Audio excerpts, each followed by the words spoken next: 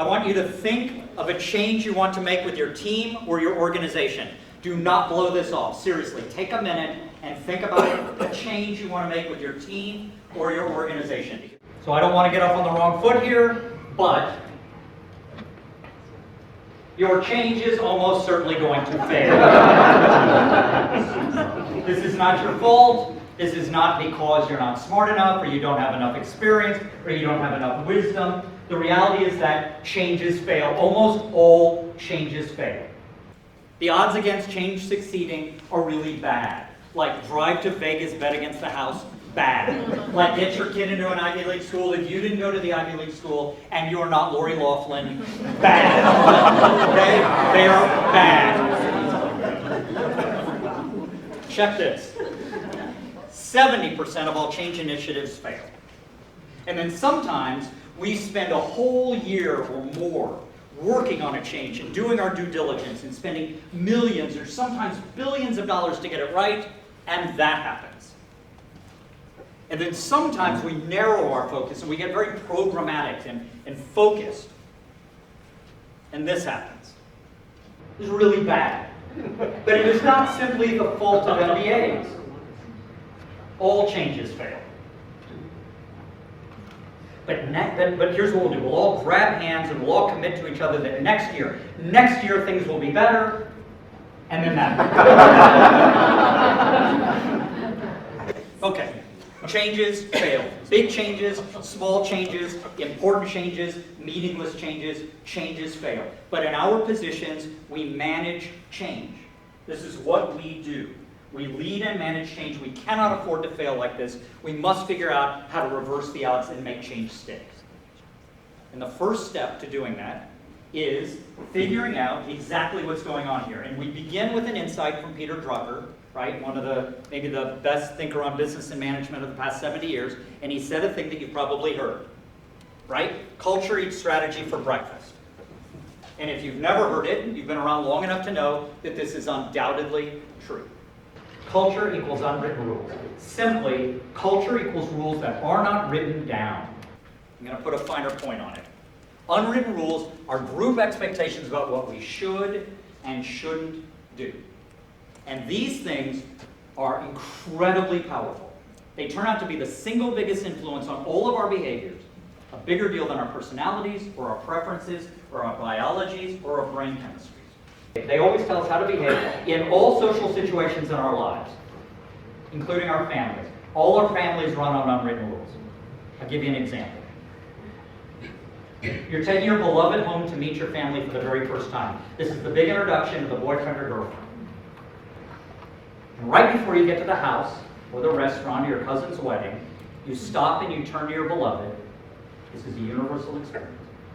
And you say, Lord, my family is weird. Whatever you do, don't do this. Oh, and for the love of God, don't do that. Whatever goes into this or that is an unwritten rule in your family. And you learned it the hard way by messing it up yourself, or you learned it the easy way, which is watching somebody older mess it up and suffer the consequences. So I have a 19-year-old daughter, and I asked her, what do you tell guys before you bring them home? She said, that's easy. Be talkative. Be talkative. She said, yeah. Even if you can't think of something to say, be talkative. Because if you don't talk, they'll think you're boring. And if they think you're boring, they won't like you. And, this is my favorite part, if they don't like you, they will grind me down, and I will like it. Unwritten rules are also how all our offices work. So your best friend in the whole world is going to join your organization. So he or she reads the employee manual, goes to orientation, meets with the supervisor, except that night the two of you go to dinner.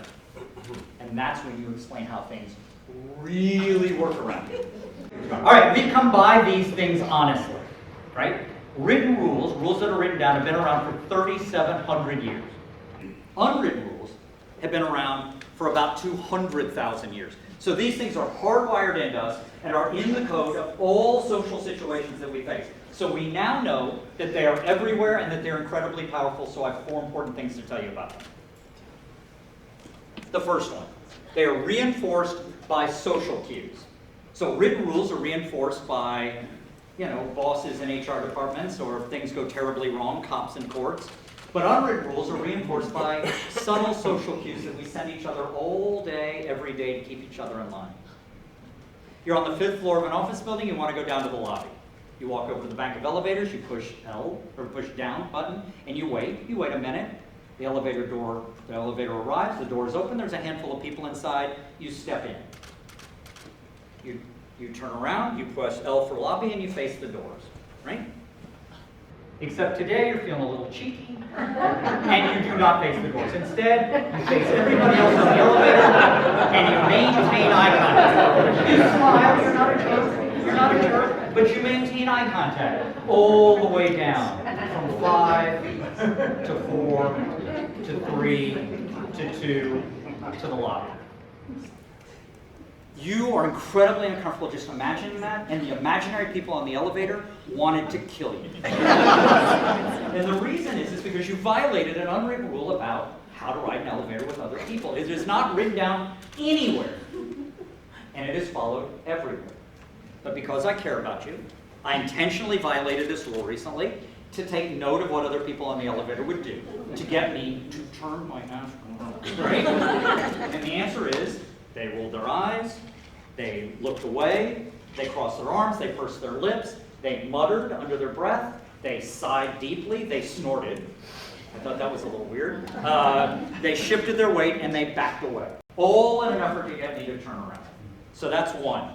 They're reinforced by social cues. Number 2, they are more powerful than written rules.